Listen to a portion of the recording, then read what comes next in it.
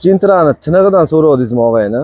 Yo'q desangiz qorasidan ham bor. Siz ungacha obuna bo'lib qo'ying. Buni obzorini to'liq qilib beraman. Bu ham zo'r mashina. 2022-yil avtomatik коробка, kraskalari top-toza, idealniy sostoyaniyada.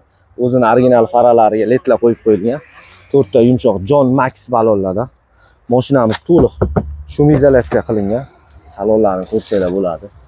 Ideal mashina. Rullari ham aktiv bo'lib turibdi. Yaxshi CC3 monitor, probeglari 47 ming, probeg kraskalari javob beramiz. Kelib bemalol любой проверка ustingizga ko'rsatsangiz bo'ladi. Bagajda 4-pokoleniya italyanskiy zapaskani o'rnida gaz ballonlar qo'yib qo'yilgan. Joylar bemalol to'y hasham qilsangiz ham bozorlarda bosib ketaverasiz orqasiga aka, bexijolat. Mashinamizning tan narxini 170 million so'm deyapmiz. Naqdga kelsangiz gaplashamiz, savdosi bor. Avtokreditga eng minimal 20 million so'm boshlang'ich to'lov bilan chiqarib beramiz. Hamma dokument rasxodlari ichida. Oylik to'lov 4,5 milliondan.